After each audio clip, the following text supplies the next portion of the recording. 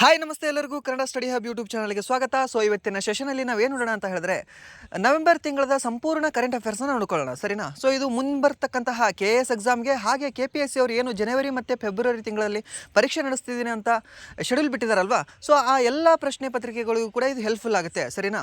So ಹಾಗೆ ನೀವು central exam ಬರ್ತಿದ್ರೆ ಅವರಿಗೂ ಕೂಡ ಹೆಲ್ಪ್ಫುಲ್ ಆಗುತ್ತೆ. ಸೊ ಬನ್ನಿ ವಿಡಿಯೋ ಸ್ಟಾರ್ಟ್ ಮಾಡೋಣ. ವಿಡಿಯೋ ಸ್ಟಾರ್ಟ್ ಮಾಡೋಕ್ಕಿಂತ ಮುಂಚೆ ವಿಡಿಯೋ ಕೊನೆವರೆಗೂ ನೋಡಿ ಅಂತ ಹೇಳ್ತಾ, ವಿಡಿಯೋ ಕೊನೆವರೆಗೂ ನೋಡಿದ ನಂತರ ವಿಡಿಯೋ ಇಷ್ಟ ಆದರೆ ಲೈಕ್ ಮಾಡಿ.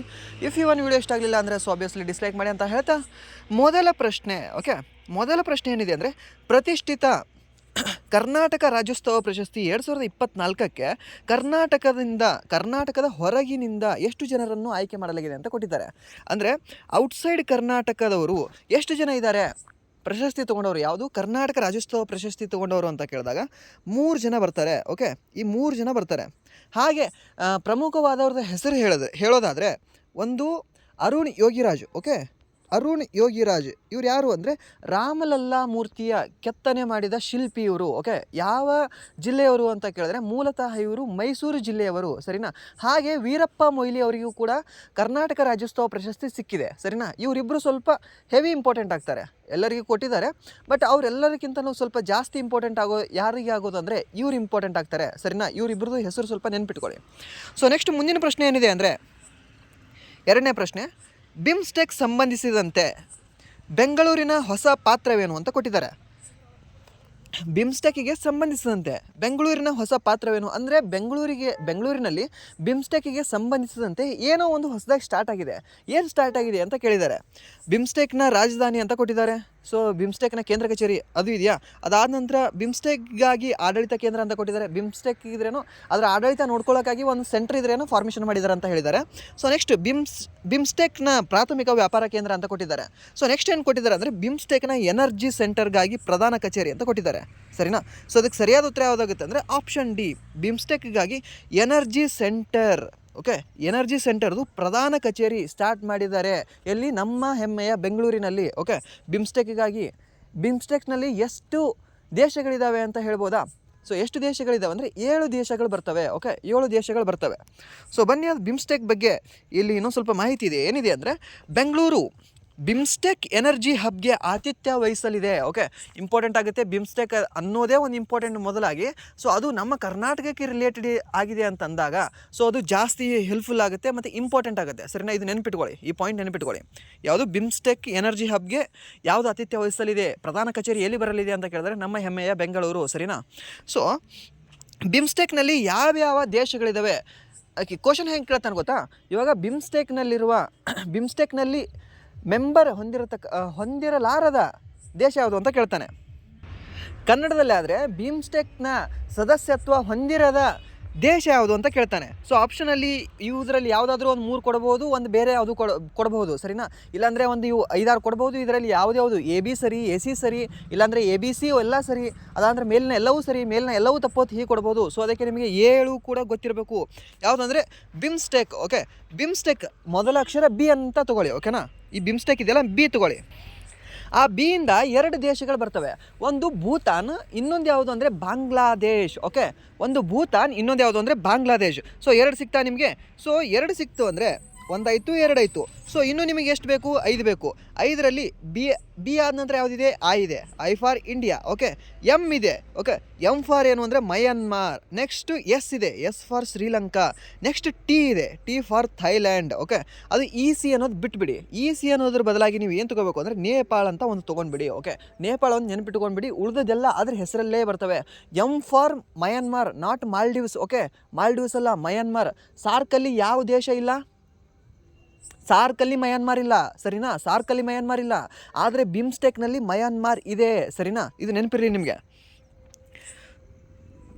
ಸೊ ನೆಕ್ಸ್ಟ್ ಏನಿದೆ ಅಂದರೆ ಸೊ ಇಲ್ಲೆಲ್ಲ ಕೊಟ್ಟಿದ್ದಾರೆ ನೋಡಿ ಯಾವ್ಯಾವ ದೇಶ ಅದಾವ ಅಂತ. ಇಲ್ಲಿ ಫುಲ್ ಚಿತ್ರದಲ್ಲೇ ಇದೆ, ಓಕೆನಾ. ಮ್ಯಾಪಲ್ಲೇ ಇದೆ. ಮ್ಯಾಪಲ್ಲಿ ಇದು ನೋಡ್ಕೊಳ್ಳಿ ಬೇಕಾದರೆ ಒಂದು ಸರಿ ಪಾಸ್ ಮಾಡಿಕೊಂಡು, ಸರಿನಾ. ಸೊ ನೆಕ್ಸ್ಟ್ ಇನ್ನೊಂದು ನಿಮಗೆ ಏನು ಗೊತ್ತಿರಲಿ ಅಂದರೆ ಆ ದೇಶದ ಗೂಡ್ಸ್ ಏನಿದಾವಲ್ವ ಅದು ಬಂಗಾಳ ಕೊಲ್ಲಿಯಿಂದ ಮೂವ್ ಆಗ್ತಾ ಇರಬೇಕು. ಅದು ಮಾತ್ರ ಯಾವುದು ಬಿಮ್ಸ್ಟೆಕ್ನಲ್ಲಿ ಸದಸ್ಯತ್ವ ಹೊಂದಿರ್ತದೆ ಮ್ಯಾಕ್ಸಿಮಮ್, ಓಕೆನಾ. ಅದು ನೆನಪಿರ್ರಿ ನಿಮಗೆ. ಚೀನಾ ಇದೆಯಲ್ಲ, ಚೀನಾ ಇದ್ರೇನೋ ಕೆಳಗಡೆ ಬರ್ತದೆ, ಸ್ವಲ್ಪ ರಿಲೇಟ್ ಆಗುತ್ತೆ. ಚೀನಾ ಇಲ್ಲ, ಓಕೆನಾ. ಚೀನಾ ಬಿಟ್ಟು ಕೆಳಗಡೆ ಯಾವುದ್ಯಾವುದಿದ್ರೇನೋ ಬಂಗಾಳ ಕೊಲ್ಲಿಗೆ ಗಡಿಯನ್ನು ಹೊಂದಿದೆಯಲ್ವಾ ದೇಶ, ಅವೆಲ್ಲವೂ ಕೂಡ ಬಿಮ್ಸ್ಟೆಕ್ನಲ್ಲಿ ಇದ್ದಾವೆ. ಭೂತಾನ್ ಮತ್ತು ನೇಪಾಳ ಅವು ಲ್ಯಾಂಡ್ ಲಾಕ್ಡ್ ಕಂಟ್ರೀಸ್ ಇದ್ದಾವೆ. ಓಕೆ, ಲ್ಯಾಂಡ್ ಲಾಕ್ಡ್ ಕಂಟ್ರೀಸ್ ಬರ್ತವೆ. ಇಲ್ಲಿ ಬರ್ತವೆ, ಅದು ಎಲ್ಲಿ ಬರ್ತದೆ ಅಂದರೆ ಇಲ್ಲಿ ಭೂತಾನ್ ಬರ್ತದೆ, ಇಲ್ಲಿ ನೇಪಾಳ ಬರ್ತದೆ. ಓಕೆನಾ. ಸೊ ಅವು ಲ್ಯಾಂಡ್ ಲಾಕ್ಡ್ ಕಂಟ್ರೀಸ್ ಇದ್ದಾವೆ. ಸೊ ಅದಕ್ಕೆ ನಿಯರ್ ಯಾವುದಿದೆ? ಅರಬ್ಬಿ ಸಮುದ್ರ ಇದೆಯಾ ಅಥವಾ ಬಂಗಾಳ ಕೊಲ್ಲಿ ಇದೆಯಾ? ಬಂಗಾಳ ಕೊಲ್ಲಿ ಇದೆಯಾ ತಾನೆ. ಸೊ ಅದಕ್ಕೆ ಅವೆರಡನ್ನ ಇಲ್ಲಿ ಕನ್ಸಿಡರ್ ಮಾಡ್ಕೊಳ್ಳಿ. ಸೊ ಬನ್ನಿ, ಮುಂದಿನ ಪ್ರಶ್ನೆ ಏನಿದೆ ಅಂತಂದರೆ, ಅಲ್ಲಮ ಪ್ರಭು ಸ್ವಾಮಿ ದೇವಾಲಯವು ಯಾವ ಜಿಲ್ಲೆಯಲ್ಲಿದೆ ಅಂತ ಕೊಟ್ಟಿದ್ದಾನೆ. ಸರಿನಾ. ಸೊ ಡೈರೆಕ್ಟಾಗಿ ಆನ್ಸರ್ ಹೋಗೋಣ. ಅಲ್ಲಮ ಪ್ರಭು ಸ್ವಾಮಿ ದೇವಾಲಯವು ಎಲ್ಲಿದೆ ಅಂತ ಕೇಳಿದಾಗ ಅದು ಇರೋದು ನಮ್ಮ ಹೆಮ್ಮೆಯ ಬೆಳಗಾವಿನಲ್ಲಿ. ಓಕೆ, ನಮ್ಮ ಕರ್ನಾಟಕದ ಅತಿ ದೊಡ್ಡ ಜಿಲ್ಲೆಯಾದ ಬೆಳಗಾವಿನಲ್ಲಿ. ಓಕೆ, ಕಾಲ್ದಳದ ತೊಟ್ಟಿಲು ಬೆಳಗಾವಿ, ಅತಿ ದೊಡ್ಡ ಜಿಲ್ಲೆ ಬೆಳಗಾವಿ, ಅತಿ ಹೆಚ್ಚು ಜನಸಂಖ್ಯೆ ಹೊಂದಿರುವ ಮೂರನೆಯ ಜಿಲ್ಲೆ ಯಾವುದು ಅಂದರೆ ನಮ್ಮ ಬೆಳಗಾವಿ. ಅದಾದ ನಂತರ ಕಿತ್ತೂರು ಕರ್ನಾಟಕದ ಅತಿ ದೊಡ್ಡ ಜಿಲ್ಲೆ ಬೆಳಗಾವಿ, ಕಿತ್ತೂರು ಕರ್ನಾಟಕದ ಕೇಂದ್ರ ಬೆಳಗಾವಿ, ರಾಣಿ ಚೆನ್ನಮ್ಮ ವಿಶ್ವವಿದ್ಯಾಲಯ ಇರುವ ಬೆಳಗಾವಿ. ಸರಿನಾ, ಇದೆಲ್ಲ ನೆನ್ಪಿಟ್ಕೊಳ್ಳಿ. VTU ಇರೋದು ಕೂಡ ಬೆಳಗಾವಿನಲ್ಲೇ. ಸರಿನಾ. ಸೊ ನೆಕ್ಸ್ಟ್ ಪ್ರಶ್ನೆ ಏನಿದೆ ಅಂದರೆ, ಇಲ್ಲಿ ಏನು ಕೊಟ್ಟಿದ್ದಾರೆ ಅಂದರೆ, ಹಿಡಕಲ್ ಆಣೆಕಟ್ಟು ಹಿನ್ನೀರಿನ ದೇವಸ್ಥಾನ ಪುರಾತನ ಸ್ಮಾರಕ ಎಂದು ಹೈಕೋರ್ಟ್ಗೆ ಕೇಂದ್ರ ಘೋಷಣೆ ಮಾಡುವಂತ ಹೇಳಿದೆ. ಓಕೆನಾ. ಸೊ ಇದು ನೆನಪಿರಲಿ ಇದು. ಬಟ್ ನಿಮಗೆ ಏನು ಕೇಳ್ತಾನೆ ಅಂದರೆ, ಅಲ್ಲಮ ಪ್ರಭು ಸ್ವಾಮಿ ದೇವಾಲಯವು ಎಲ್ಲಿದೆ ಅಂತ ಕೇಳ್ತಾನೆ. ಯಾಕೆ ರೀಸೆಂಟಾಗಿ ನ್ಯೂಸಲ್ಲಿರೋದು ಕಾರಣದಿಂದ. ಸೊ ನೆಕ್ಸ್ಟ್ ಪ್ರಶ್ನೆ ಏನಿದೆ ಅಂದರೆ, 4ನೇ ಪ್ರಶ್ನೆ, ಬೆಂಗಳೂರಿನ ಪ್ರಸ್ತಾವಿತ ಭಾರತದ ಅತಿ ಉದ್ದದ ಭೂಗತ ನಗರ ಸುರಂಗ ಎಷ್ಟು ಉದ್ದ ಇರುತ್ತದೆ ಅಂತ ಕೊಟ್ಟಿದ್ದಾನೆ. ಸೊ ಅತಿ ಉದ್ದವಾಗಿ under ground, okay, under ground ಏನು ಸುರಂಗ ಮಾರ್ಗನ, ಟನಲ್ನ ಮಾಡ್ತಾ ಇದ್ದಾರೆ ಬೆಂಗಳೂರಲ್ಲಿ. ಸರಿನಾ. ಯಾಕೆ ಮಾಡ್ತಾ ಇದ್ದಾರೆ?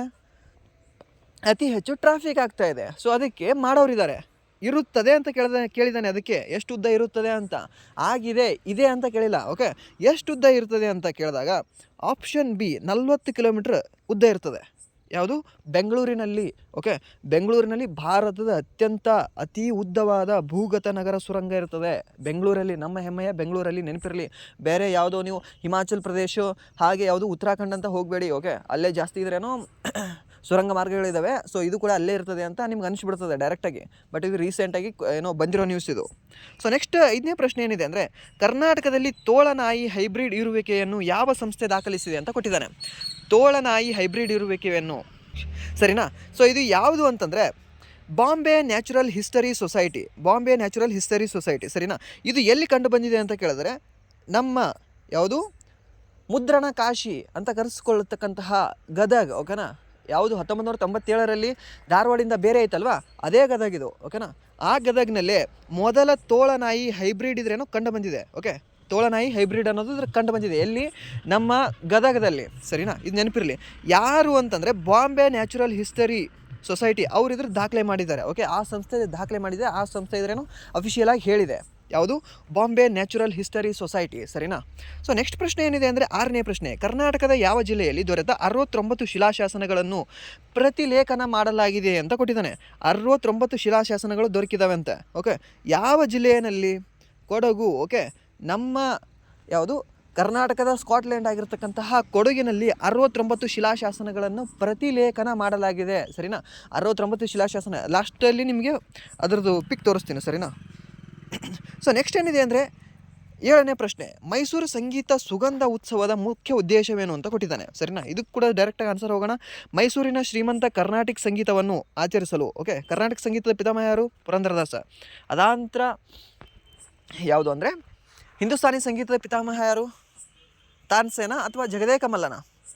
ಜಗದೇ ಕಮಲ ಅದಕ್ಕೆ ಸರಿಯಾದ ಉತ್ತರ ಆಗ್ತದೆ. ಸರಿನಾ. ಕನ್ಫ್ಯೂಷನ್ ಮಾಡ್ಕೋಬೇಡಿ, ಇದು ಕನ್ಫ್ಯೂಷನ್ ಆಗಿರ್ತಾರೆ ನೀವು ತಾನ್ಸೇನ್ ಅಂತ. ಸೊ ನೆಕ್ಸ್ಟ್ 8ನೇ ಪ್ರಶ್ನೆ ಏನಿದೆ ಅಂದರೆ, ನಂದನ್ ಕಾನನ್ ಜುವಲಾಜಿಕಲ್ ಪಾರ್ಕ್ನೊಂದಿಗೆ ವಿನಿಮಯ ವನ್ಯಜೀವಿ ಕಾರ್ಯಕ್ರಮದ ಭಾಗವಾಗಿ ಯಾವ ಉದ್ಯಾನವು ಇತ್ತೀಚೆಗೆ ಹಲವಾರು ಹೊಸ ಪ್ರಾಣಿಗಳನ್ನು ಸ್ವೀಕರಿಸಿದೆ ಅಂತ ಕೊಟ್ಟಿದ್ದಾನೆ. ಸರಿನಾ. ಪಿಲಿಕುಳ ಜೈವಿಕ ಉದ್ಯಾನವನ. ಓಕೆ, ಯಾವುದು? ಪಿಲಿಕುಳ ಜೈವಿಕ ಉದ್ಯಾನವನ. ಯಾವುದು? ಪಿಲಿಕುಳ ಜೈವಿಕ ಉದ್ಯಾನವನ. ಯಾವ ಜಿಲ್ಲೆಯಲ್ಲಿದೆ ಇದು? ನಂದನ್ ಕಾನನ್ ಜುಲಾಜಿಕಲ್ ಪಾರ್ಕ್ನೊಂದಿಗೆ ವಿನಿಮಯ ವನ್ಯಜೀವಿ ಕಾರ್ಯಕ್ರಮದ ಭಾಗವಾಗಿ ಹಲವಾರು ಪ್ರಾಣಿಗಳನ್ನು ಸ್ವೀಕಾರ ಮಾಡಿದೆ. ಎಲ್ಲಿದೆ ಇದು? ಮಂಗಳೂರಲ್ಲಿದೆಯಾ? ಹಾಂ, ಓಕೆ. ಸೊ ನೆಕ್ಸ್ಟ್ ಏನಿದೆ ಅಂದರೆ, 9ನೇ ಪ್ರಶ್ನೆ, ಬೆಂಗಳೂರು ಬಿಸ್ನೆಸ್ ಕಾರಿಡಾರ್ BBC ಯೋಜನೆಗೆ 27,000 ಕೋಟಿ 100% ಧನ ಸಹಾಯವನ್ನು ಯಾವ ಸಂಸ್ಥೆ ದೃಢಪಡಿಸಿದೆ ಅಂತ ಕೊಟ್ಟಿದ್ದಾನೆ. ಸೊ ಇದು ಕೂಡ ಡೈರೆಕ್ಟ್ ಆನ್ಸರ್ ಹೋಗೋದಾದರೆ ಆಪ್ಷನ್ ಡಿ. ಯಾವುದು ಅಂದರೆ, ವಸತಿ ಮತ್ತು ನಗರಾಭಿವೃದ್ಧಿ ನಿಗಮ ನಿಯಮಿತ. ಅಂದರೆ ಹುಡ್ಕೋ ಅಂತ ನೀವು ಶಾರ್ಟಾಗಿ ಏನು ಕರಿತೀರಾ ಗೊತ್ತಾ, ಅದೇ ಇದಕ್ಕೆ ಧನ ಸಹಾಯ ಮಾಡಿದೆ. ಯಾವುದಕ್ಕೆ? BBCಗೆ, ಬೆಂಗಳೂರು ಬಿಸ್ನೆಸ್ ಕಾರಿಡಾರ್ ಯೋಜನೆಗೆ ಎಷ್ಟು ಸಹಾಯ ಮಾಡಿದೆ ಅಂದರೆ ಹುಡ್ಕೋ 27,000 ಅಂದರೆ 100% ಕೂಡ ಅವರೇ ಸಹಾಯ ಮಾಡಿದ್ದಾರೆ. ಅಂದರೆ 100% ಕೂಡ ಇದ್ರೇನು ಕಾಮಗಾರಿ ಯಾರ್ದಿದೆ ಅಂದರೆ ಹುಡ್ಕೋದವರೇ ಅದಕ್ಕೆ ಬರೆಸ್ತಾ ಇದ್ದಾರೆ ದುಡ್ಡನ್ನು, ಸರಿನಾ.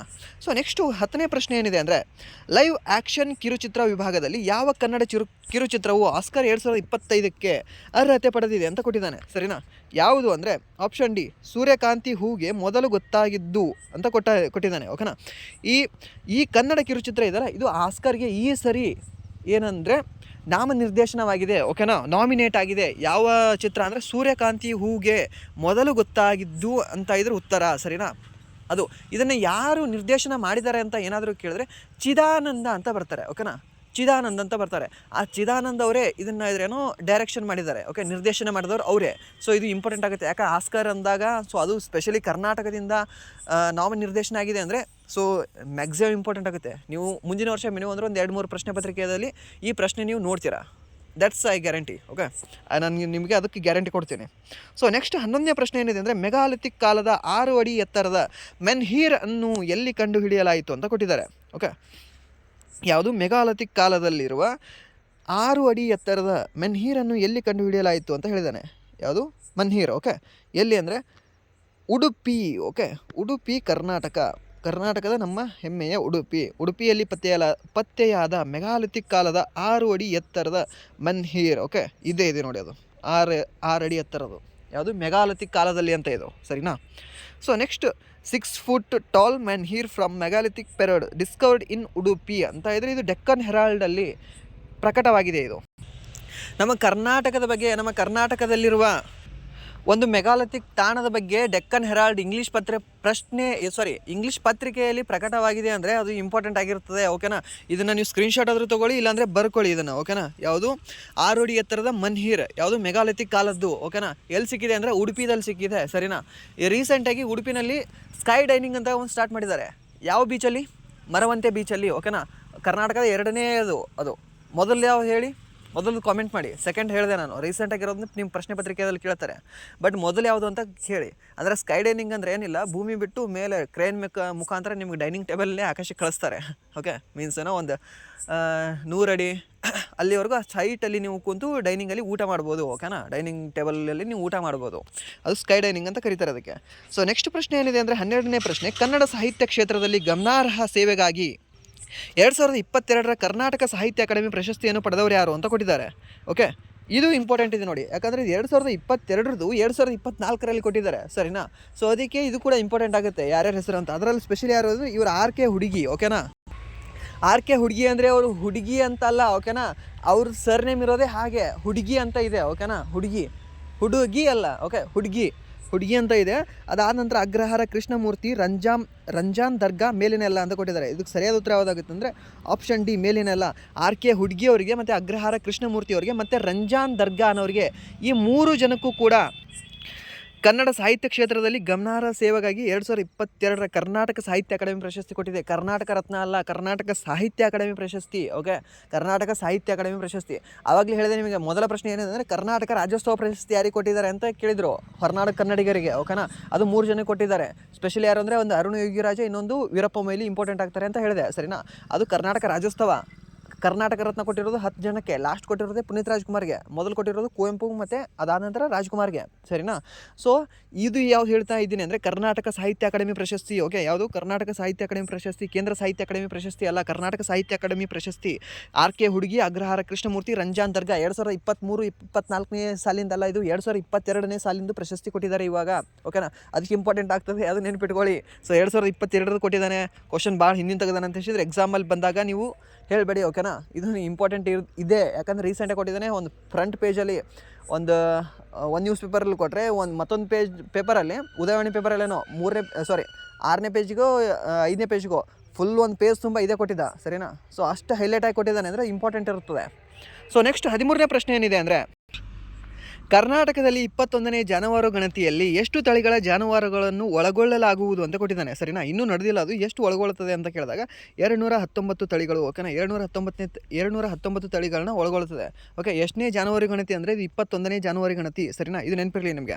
ಸೊ ನೆಕ್ಸ್ಟ್ ಮುಂದಿನ ಪ್ರಶ್ನೆ ಏನಿದೆ ಅಂದರೆ 14ನೇ ಪ್ರಶ್ನೆ, ಬೆಂಗಳೂರಿನ ಮೊದಲ ಡಿಜಿಟಲ್ ಜನಸಂಖ್ಯಾ ಗಡಿಯಾರವನ್ನು ಎಲ್ಲಿ ಉದ್ಘಾಟಿಸಲಾಯಿತು ಅಂತ ಕೊಟ್ಟಿದ್ದಾನೆ. ಸರಿನಾ? ವೇದಿಕ ಗಡಿಯಾರವನ್ನು ಎಲ್ಲಿ ಉದ್ಘಾಟಿಸಿದ್ದಾರೆ?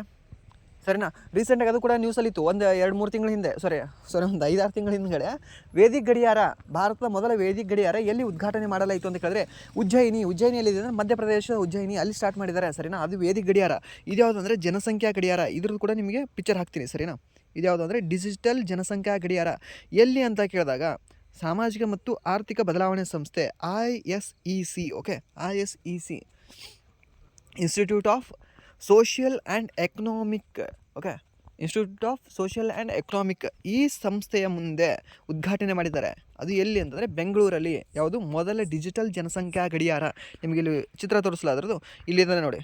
ಸೊ ಅಂದರೆ ಡಿಜಿಟಲ್ ಜನಸಂಖ್ಯಾ ಗಡಿಯಾರ ಅಂದರೆ ಇವಾಗ ಮಗು ಹುಡ್ತದೆ ಅಲ್ವಾ ಒಂದು ಹಾಸ್ಪಿಟಲಲ್ಲಿ, ಸೊ ಲೈವ್ ಕೌಂಟ್ ಆಗ್ತದೆ. ಅಲ್ಲಿ ಏನು ಡಾಕ್ಟರ್ಸ್ ಅಪ್ಡೇಟ್ ಮಾಡ್ತಾರಲ್ವ, ಸೊ ಅಪ್ಡೇಟ್ ಮಾಡಿದ್ದೆಲ್ಲ ಲೈವ್ ಕೌಂಟ್ ಆಗಿ ನಮ್ಮ ಭಾರತದ ಜನಸಂಖ್ಯೆ ಎಷ್ಟಿದೆ ಅಂತ ಗೊತ್ತಾಗ್ತದೆ.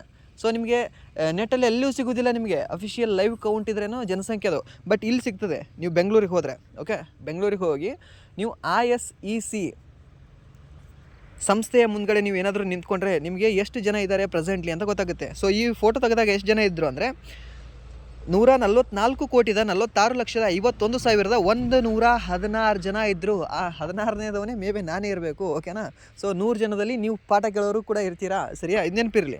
ಸೊ ಎಲ್ಲಿ ಅಂದರೆ ISEC ಸಂಸ್ಥೆಯ ಮುಂದ್ಗಡೆ. ಅದು ಎಲ್ಲಿದೆ ಅಂದರೆ ಬೆಂಗಳೂರಲ್ಲಿದೆ. ಸರಿನಾ?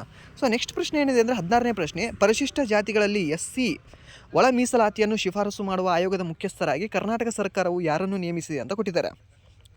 ಸೊ ಇದಕ್ಕೆ ಡೈರೆಕ್ಟ್ ಆನ್ಸರ್ ಹೋಗೋದಾದರೆ N. Nagamohan Das. Okay, creamy layer ಅಂತ ಇದ್ರೇನೋ ರೀಸೆಂಟಾಗಿ ಒಂದು ವರ್ಡ್ ಕೇಳಿರ್ಬೇಕು ನೀವು. ಓಕೆ, ಕ್ರಿಮಿ ಲೇಯರ್ SC STಯಲ್ಲಿ ಕ್ರಿಮಿ ಲೇಯರ್ ತರ್ತಾರೆ, ಆಲ್ರೆಡಿ OBCನಲ್ಲಿದೆ ಅಂತ. ಓಕೆನಾ?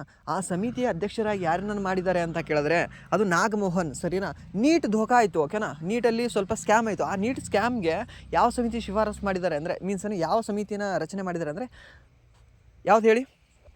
ರಾಧಾಕೃಷ್ಣನ್ ಸಮಿತಿ. ಸರಿನಾ? ಸೊ ಅದು ನೆನಪಿರಲಿ.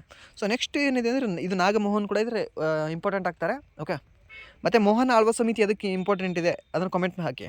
ಸೊ ನೆಕ್ಸ್ಟ್ 17ನೇ ಪ್ರಶ್ನೆ ಏನಿದೆ ಅಂದರೆ ಕೃಷಿ ವಿಜ್ಞಾನ ವಿಶ್ವವಿದ್ಯಾಲಯ ಬೆಂಗಳೂರು ಆಯೋಜಿಸಿರುವ ಕೃಷಿ ಮೇಳ 2024ರ ವಿಷಯ ಯಾವುದು ಅಂತ ಕೊಟ್ಟಿದ್ದಾನೆ. ಸರಿನಾ? ಸೊ ಅದರ ಥೀಮ್ ಯಾವುದು ಅಂತಂದರೆ ಹವಾಮಾನ ಮತ್ತು ಸ್ಮಾರ್ಟ್ ಡಿಜಿಟಲ್ ಕೃಷಿ. ಓಕೆ, ಹವಾಮಾನ ಮತ್ತು ಸ್ಮಾರ್ಟ್ ಡಿಜಿಟಲ್ ಕೃಷಿ ಯಾವುದು ಅಂದರೆ ಕೃಷಿ ವಿಜ್ಞಾನ ವಿಶ್ವವಿದ್ಯಾಲಯ ಬೆಂಗಳೂರು ಆಯೋಜಿಸಿರುವ ಕೃಷಿ ಮೇಳ. ಸೊ ಇದಕ್ಕೆ ಒಂದು GK ಹೇಳೋದಾದರೆ ಈ ಕೃಷಿ ವಿಜ್ಞಾನ ವಿಶ್ವವಿದ್ಯಾಲಯ ಇದೆಯಲ್ಲ, ಈ ಕೃಷಿ ವಿಶ್ವವಿದ್ಯಾಲಯ ಬೆಂಗಳೂರಲ್ಲಿ ಇದು ಯಾವಾಗ ಸ್ಥಾಪನೆ ಆಯಿತು ಅಂದರೆ 1912ರಲ್ಲಿ. ಯಾವ ದಿವಾನ ಸ್ಟಾರ್ಟ್ ಮಾಡಿದ್ರು ಅಂತ ಕೇಳಿದಾಗ 1912ರಲ್ಲಿ ಯಾರು ಇರ್ತಾರೆ? ನಮ್ಮ ಹೆಮ್ಮೆಯ ಸರ್ ವಿಶ್ವೇಶ್ವರಯ್ಯನವರು. ಓಕೆನಾ? Grand old man of Karnataka ಅವರಿದ್ರಲ್ವ, ಸೊ ಅವರೇ ಇದನ್ನು ಸ್ಟಾರ್ಟ್ ಮಾಡ್ತಾರೆ. ಸರಿನಾ? ಮತ್ತು ಮೊನ್ನೆ ಒಂದು ಯಾವುದರಲ್ಲಿ GTTC ಎಕ್ಸಾಮಲ್ಲಿ ಕೇಳಿದ್ದ ಅನಿಸುತ್ತೆ, GTTC ರೀಸೆಂಟಾಗಿ ನಡೀತಲ್ವಾ, KA ಅವರು ನಡೆಸೋದು. ಅಲ್ಲೇನು ಕೇಳಿದ್ದ ಅಂದರೆ ಕೃಷಿ ಡಿಪಾರ್ಟ್ಮೆಂಟ್ನ ಅಗ್ರಿಕಲ್ಚರ್ ಡಿಪಾರ್ಟ್ಮೆಂಟ್ನ ಸ್ಟಾರ್ಟ್ ಮಾಡಿದಾರೆ ಯಾರು ಅಂತ ಕೇಳಿದ್ದ. ಯಾವ ದಿವಾನರು ಅಂತ ನೀವು ಕಾಮೆಂಟ್ ಹಾಕಿ, ನಾನು ಅದಕ್ಕೆ ಎಕ್ಸಾಕ್ಟಾಗಿ ನಿಜವಾಗ್ಲೂ ರಿಪ್ಲೈ ಮಾಡ್ತೀನಿ. ಓಕೆನಾ? ಇದನ್ನು ಕಾಮೆಂಟ್ ಹಾಕಿ, ಯಾಕಂದರೆ ಇದು ಇಂಪಾರ್ಟೆಂಟ್ ಇದೆ. ಯಾರು ದಿವಾನರು ಇದ್ದಾರಲ್ಲ ಅವರು ಕೂಡ ಇಂಪಾರ್ಟೆಂಟ್ ಇದ್ದಾರೆ. ಸರಿನಾ? ನಿಮ್ಗೆ ಗೊತ್ತಿದ್ದರೆ ಕಾಮೆಂಟ್ ಹಾಕಿ, ಗೊತ್ತಿಲ್ಲ ಅಂತಂದರೆ ಗೊತ್ತಿಲ್ಲ ಅಂತ ಕಾಮೆಂಟ್ ಹಾಕಿ, ನಾನು ರಿಪ್ಲೈ ಮಾಡ್ತೀನಿ. ಸರಿನಾ? ಸೊ ನೆಕ್ಸ್ಟ್ 18ನೇ ಪ್ರಶ್ನೆ ಏನಿದೆ ಅಂದರೆ ಕರ್ನಾಟಕ ಸರ್ಕಾರವು ನೀಡಿದ ಸ್ವಯಂಚಾಲಿತ ಪರ್ಮನೆಂಟ್ ಅಕಾಡೆಮಿಕ್ ಅಕೌಂಟ್ ರಿಜಿಸ್ಟ್ರಿ. ಓಕೆನಾ? ಪರ್ಮನೆಂಟ್ ಅಕಾಡೆಮಿಕ್ ಅಕೌಂಟ್ ರಿಜಿಸ್ಟ್ರಿ ಇದು ಪ್ರಶ್ನೆ ಕೇಳಿದ ನೋಡಿ. ರೀಸೆಂಟಾಗಿ ಒಂದು ಯಾವುದೋ ಪ್ರಶ್ನೆ ಪತ್ರಿಕೆಯಲ್ಲಿ ಇದು ಬಂದಿತ್ತು, ಒಂದೆರಡು ಪ್ರಶ್ನೆ ಪತ್ರಿಕೆಯಲ್ಲಿ ಇದು ಬಂದಿದೆ. ಸರಿನಾ? ಸೊ ಇದಕ್ಕೆ ಎಷ್ಟು ಅಂದರೆ 16 ಅಂಕಿಗಳು. ಓಕೆ, 16 ಅಂಕಿಗಳು ಇದಕ್ಕೆ ಸರಿಯಾದ ಉತ್ತರ ಆಗ್ತದೆ. ಸರಿನಾ? ಸಾರಿ 12 ಅಂಕಿಗಳು ಇದಕ್ಕೆ ಸರಿಯಾದ ಉತ್ತರ ಆಗ್ತದೆ. ಸೊ ನೆಕ್ಸ್ಟ್ ಪ್ರಶ್ನೆ ಏನಿದೆ ಅಂದರೆ 19ನೇ ಪ್ರಶ್ನೆ, ಆರ್ಟಿಫಿಷಿಯಲ್ ಇಂಟೆಲಿಜೆನ್ಸ್ AI ನಲ್ಲಿ ಶ್ರೇಷ್ಠತೆಯ ಕೇಂದ್ರವನ್ನು ಸ್ಥಾಪಿಸಲು ಕರ್ನಾಟಕ ಸರ್ಕಾರವು ಎಲ್ಲಿ ಅನುಮೋದಿಸಿದೆ ಅಂತ ಕೊಟ್ಟಿದ್ದಾರೆ. ಸೊ AI ಏನೇ ಮಾಡಿದ್ರು ಮ್ಯಾಕ್ಸಿಮಮ್ ಇದ್ರೆ ಬೆಂಗಳೂರಲ್ಲೇ ಮಾಡಿರ್ತಾರೆ, ನಮ್ಮ ಯಾವುದೋ ಕರ್ನಾಟಕದವರು, ಅದು ನಿಮ್ಗೆ ಗೊತ್ತಿರಲಿ. ಸರಿನಾ? ಸೊ ನೆಕ್ಸ್ಟ್ 20ನೇ ಪ್ರಶ್ನೆ ಏನಿದೆ ಅಂದರೆ ಭಾರತದ ಮೊದಲ A12 school of innovation creativity ಮತ್ತು ಡಿಸೈನನ್ನು ಎಲ್ಲಿ ಉದ್ಘಾಟಿಸಲಾಯಿತು ಅಂತ ಕೊಟ್ಟಿದ್ದಾರೆ.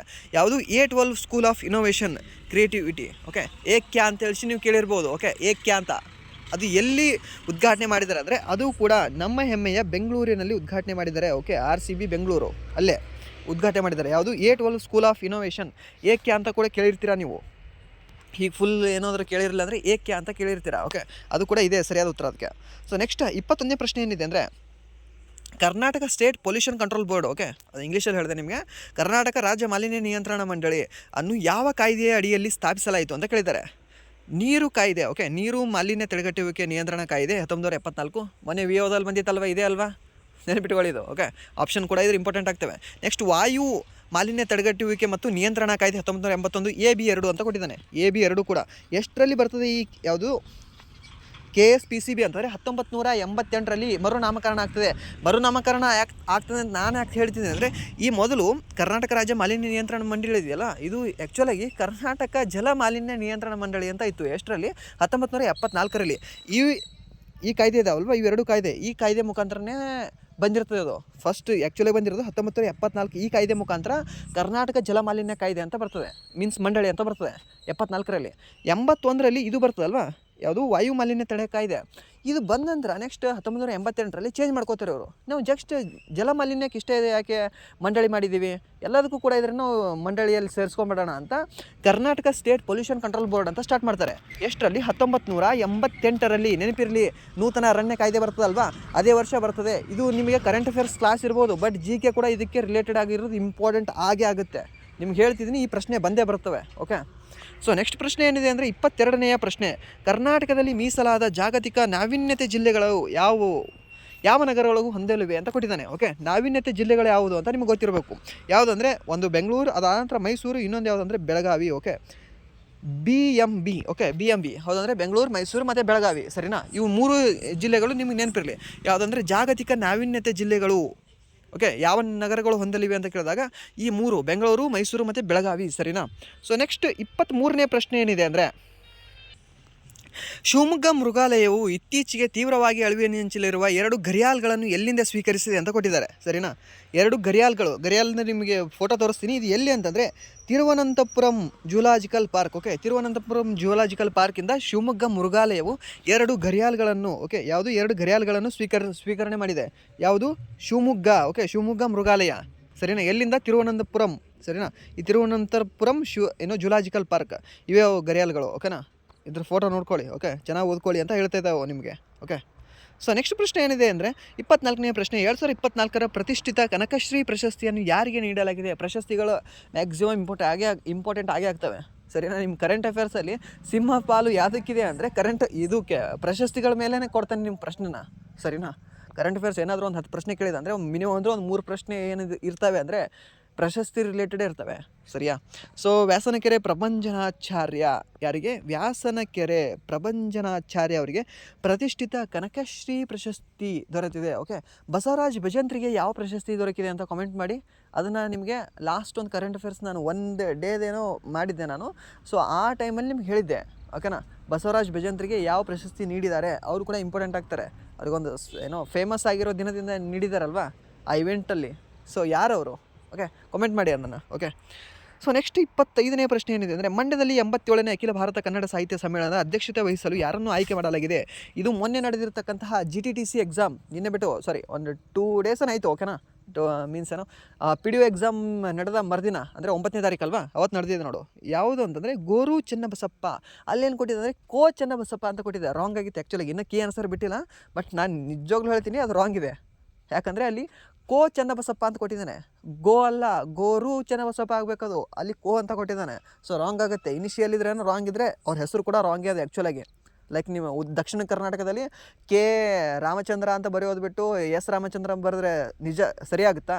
ಆಗಲ್ಲ ತಾನೆ. ಸೊ ಅದು ಕೂಡ ಹಾಗೆ. ಸೊ ರಾಂಗ್ ಆಗುತ್ತೆ ಅದು. ಸೊ ಮೊನ್ನೆ ನಡೆದಿರ್ತಕ್ಕಂತಹ GTTC ಎಕ್ಸಾಮಲ್ಲೇ ಕೇಳಿದಾನೆ ಅಂದರೆ ಇನ್ನೂ 1 ವರ್ಷ ನಿಮಗೆ ಇದು ಇಂಪಾರ್ಟೆಂಟ್ ಆಗುತ್ತೆ. ಯಾವುದು? 87ನೇ ಅಖಿಲ ಭಾರತ ಕನ್ನಡ ಸಾಹಿತ್ಯ ಸಮ್ಮೇಳನದ ಅಧ್ಯಕ್ಷತೆ ವಹಿಸೋರು ಯಾರು? ಗೋರು ಚೆನ್ನಬಸಪ್ಪ. ಓಕೆ, ಯಾವುದು? ಗೋರು ಚೆನ್ನಬಸಪ್ಪ, ನೆನಪಿರಲಿ. ಓಕೆ, ಗೋರುಚ ಅಂತ ಕರೀತಾರೆ ಇವರಿಗೆ ಶಾರ್ಟ್ಕಟ್ ಆಗಿ, ಸರಿನಾ? ಸೊ ನೆಕ್ಸ್ಟ್ ಪ್ರಶ್ನೆ ಏನಿದೆ ಅಂದರೆ 26ನೇ ಪ್ರಶ್ನೆ, ಕರಡು ಕರ್ನಾಟಕ ಬಾಹ್ಯಾಕಾಶ ತಂತ್ರಜ್ಞಾನ ನೀತಿ 2024ರಿಂದ 29ರ ಅಡಿಯಲ್ಲಿ ಕರ್ನಾಟಕದ ಜಾಗತಿಕ ಮಾರುಕಟ್ಟೆ ಪಾಲು ಗುರಿ ಏನು ಅಂತ ಕೊಟ್ಟಿದ್ದಾರೆ. ಫಸ್ಟ್ ನಿಮಗೆ ಇದು ನೆನಪಿರಲಿ, ಈ ಕರ್ನಾಟಕ ಬಾಹ್ಯಾಕಾಶ ತಂತ್ರಜ್ಞಾನ ನೀತಿ ಇದೆಯಲ್ಲ 24ರಿಂದ 29 ಅಂತ ನೆನಪಿರಲಿ. ಪ್ರಶ್ನೆ ಕೇಳೋದು ಹೀಗೆ ಕೇಳ್ತಿದ್ದಾನೆ ಇವಾಗ. ಗ್ರೂಪ್ ಸಿ ಮತ್ತು PSI PC ಎಲ್ಲದರಲ್ಲೂ ಚೇಂಜ್ ಏನೂ ಡಿಫ್ರೆನ್ಸೇ ಮಾಡ್ತಿಲ್ಲ ಅವನು, ಓಕೆನಾ. ಸೊ ಅದರದ್ದು ನೀತಿ ಯಾವ ವರ್ಷದಿಂದ ಯಾವ ವರ್ಷದವರೆಗೂ ಇದೆ ಅಂತಲೇ ಕೇಳ್ತಾನೆ, ಸರಿಯಾ. ಸೊ ಯಾವ ವರ್ಷದಿಂದ ಯಾವ ವರ್ಷ ಅಂದರೆ 24ರಿಂದ 29. ಸೊ ಎಷ್ಟು ಪರ್ಸೆಂಟೇಜ್ ಅಂತ ಕೇಳಿದಾಗ, ಓಕೆ, ಪಾಲಿನ ಎಷ್ಟು ಪರ್ಸೆಂಟೇಜ್ ಗುರಿ ಹೊಂದ್ಕೊಂಡಿದೆ ಅಂದರೆ 5% ಗುರಿ ಹೊಂದ್ಕೊಂಡಿದೆ. ಯಾವುದು ಕರ್ನಾಟಕ ಜಾಗತಿಕ ಮಾರುಕಟ್ಟೆಯಲ್ಲಿ ಎಷ್ಟು ಪಾಲು ಹೊಂದಬೇಕು ಅಂದರೆ 5% ಪಾಲು ಹೊಂದಬೇಕಂತ ಗುರಿ ಹೊಂದ್ಕೊಂಡಿದೆ. ಅದು ಮ್ಯಾಕ್ಸಿಮಮ್ ಹೆಚ್ಚಿಗಾದರೆ ನಮಗೆ ಒಳ್ಳೆಯದು, ಬಟ್ ಕಡಿಮೆ ಆಗಬಾರ್ದು ಅಂತ ಇದೆ, ಸರಿನಾ. ಸೊ ಅದು ನೆನಪಿರಲಿ. ಕರ್ನಾಟಕ ಬಾಹ್ಯಾಕಾಶ ತಂತ್ರಜ್ಞಾನ ನೀತಿ ಎಷ್ಟರಿಂದ ಎಲ್ಲಿವರೆಗೂ ಅಂದರೆ 24ರಿಂದ 29ರವರೆಗೂ. ಎಷ್ಟು? 24ರಿಂದ 29ರವರೆಗೂ, ಸರಿನಾ. ಸೊ ನೆಕ್ಸ್ಟ್ 27ನೇ ಪ್ರಶ್ನೆ ಏನಿದೆ ಅಂದರೆ ಹವಾಮಾನ ಬದಲಾವಣೆ ಕುರಿತ ಕರ್ನಾಟಕ ರಾಜ್ಯ ಕ್ರಿಯಾ ಯೋಜನೆಯನ್ನು, ಓಕೆ, ಕ್ರಿಯಾ ಯೋಜನೆಯನ್ನು ಯಾವಾಗ ಅನುಮೋದಿಸಲಾಗಿದೆ ಅಂತ ಕೊಟ್ಟಿದ್ದಾನೆ. ಕ್ರಿಯಾ ಯೋಜನೆ ಯಾವಾಗ ಅನುಮೋದಿಸಲಾಗಿದೆ ಅಂದರೆ 2024 ಇದೇ ವರ್ಷ ಅನುಮೋದನೆ ಮಾಡಲಾಗಿದೆ. ಯಾವುದು? ಜಾಗತಿಕ ಹವಾಮಾನ ಬದಲಾವಣೆ ಕುರಿತ ಕರ್ನಾಟಕ ರಾಜ್ಯ ಕ್ರಿಯಾ ಯೋಜನೆ, ಓಕೆ, ಕರ್ನಾಟಕ ರಾಜ್ಯ ಕ್ರಿಯಾ ಯೋಜನೆ ಎಷ್ಟರಲ್ಲಿ ಅಂದರೆ 2024ರಲ್ಲಿ ಅನುಮೋದನೆ ಮಾಡಲಾಗಿದೆ, ಸರಿನಾ.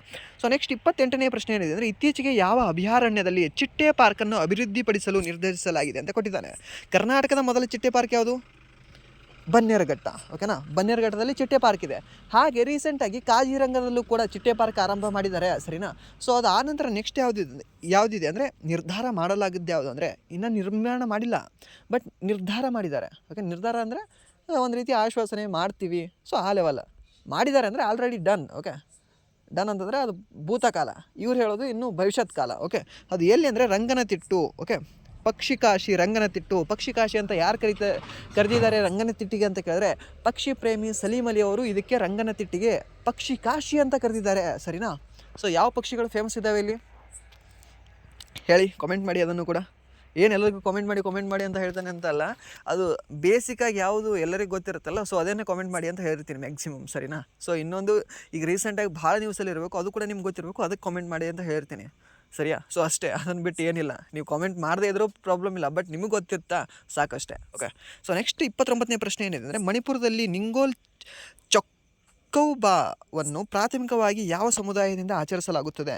ಇವೆಲ್ಲ SSCನಲ್ಲಿ ಇದು ಹೆವಿ ಇಂಪಾರ್ಟೆಂಟ್ ಪ್ರಶ್ನೆ ಇದೆ ಈ ಥರದೆಲ್ಲ, ಓಕೆ. ಯಾವುದಂದರೆ ಮಣಿಪುರದಲ್ಲಿ ಆಚರಣೆ ಮಾಡ್ತಾರೆ ಮೊದಲು, ಯಾವುದು? ನಿಂಗೋಲ್ ಚೌಕೌಬಾ, ಓಕೆ. ನಿಂಗೋಲ್ ಚೌಕೌಬಾ, ಮಣಿಪುರದಲ್ಲಿ ನಿಂಗೋ ಚೌಕೌಬಾ, ಓಕೆ.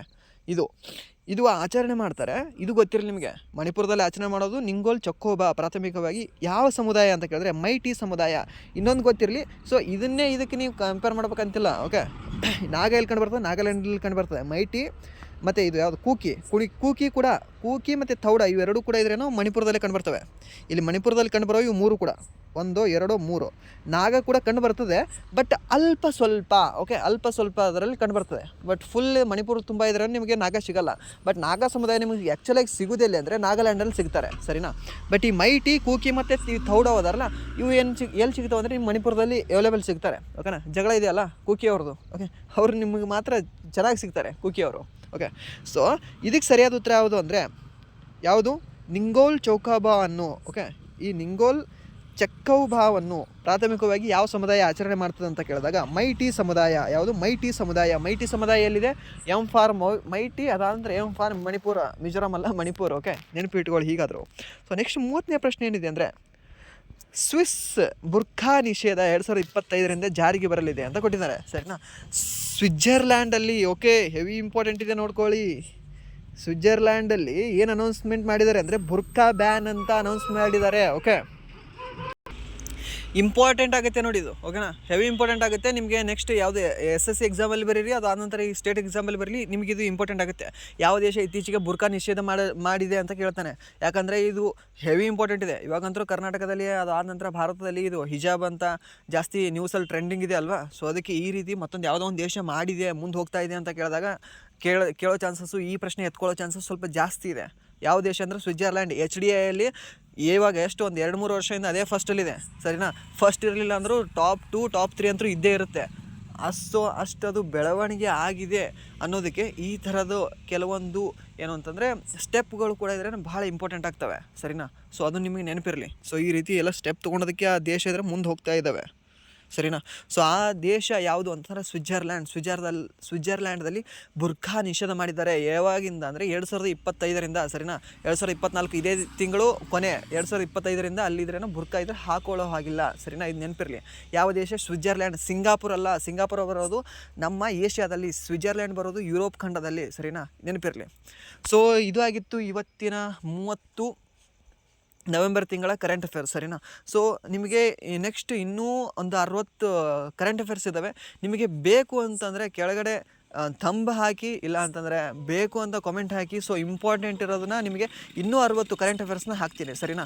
ಸೊ ಇದೇ ವಿಡಿಯೋದಲ್ಲಿ ನಾನು ಯಾಕೆ ಮಾಡ್ತಾ ಇಲ್ಲ ಅಂತ ಕೇಳಿದ್ರೆ, ಸೊ ನೀವು ನೋಡ್ತೀರಾ ಅಥವಾ ಇಲ್ಲ ಅಂತ ಸೊ ನನಗೆ ಗೊತ್ತಾಗಲ್ಲ ಅಲ್ವಾ. ಸೊ ಅದಕ್ಕೆ ಇಫ್ ನಿಮಗೆ ನೀಡಿತ್ತು, ನೆಸಸರಿ ಇತ್ತು ಅಂದರೆ ಮಾತ್ರ ನಾನು ಹಾಕ್ತೀನಿ. ಸೊ ನೆಸಸರಿ ಇಲ್ಲ ಅಂದರೆ ನಿಮ್ಗೆ ಯಾವ್ದು ನೆಸಸರಿ ಇರುತ್ತಲ್ವಾ, ಸೊ ಆ ಟಾಪಿಕ್ ಮೇಲೆ ನಾನು ವಿಡಿಯೋ ಮಾಡೋಕ್ಕೆ ಟ್ರೈ ಮಾಡ್ತೀನಿ, ಸರಿನಾ. ಸೊ ಅದಕ್ಕೆ ಈ ವಿಡಿಯೋದಲ್ಲಿ 30 ಪ್ರಶ್ನೆಗಳನ್ನೇ ತಂದಿರೋದು. ಸೊ ನೀವು ಬೇಕು ಅಂದರೆ ಕಮೆಂಟ್ ಮಾಡಿ. ಸೊ ನಾನು ಅದನ್ನು 60 ಪ್ರಶ್ನೆಗಳು, ಸೊ ಇನ್ನೂ ಎಡಿಷನ್ ಆಗಿ ನಿಮಗೆ ಪ್ರಶ್ನೆಗಳು ಬೇಕು ಅಂದರೆ ಅಲ್ಲಿ ನಾನು ಆ್ಯಡ್ ಅಪ್ ಮಾಡ್ಕೊಂಡು ಬರ್ತೀನಿ. ಬಟ್ ಇನ್ನೂ 60 ಪ್ರಶ್ನೆಗಳು ಇದ್ದಾವೆ, ಸರಿನಾ. ಸೊ ಇಲ್ಲಿವರೆಗೂ ವಿಡಿಯೋ ನೋಡೋದಕ್ಕಾಗಿ ಧನ್ಯವಾದಗಳು. ವಿಡಿಯೋ ನೋಡಿ ಇಲ್ಲಿವರೆಗೂ. ವಿಡಿಯೋ ಇಷ್ಟ ಆದರೆ ಲೈಕ್ ಮಾಡಿ. ಇಫ್ ಇವನ್ ವಿಡಿಯೋ ಇಷ್ಟ ಆಗಲಿಲ್ಲ ಅಂದರೆ ಸೊ ಆಬ್ವಿಯಸ್ಲಿ ಡಿಸ್ಲೈಕ್ ಮಾಡಿ ಅಂತ ಹೇಳ್ತಾ ಇವತ್ತಿನ ಕ್ಲಾಸ್ನ ಎಂಡ್ ಮಾಡ್ತಾಯಿದ್ದೀನಿ. Thank you so much.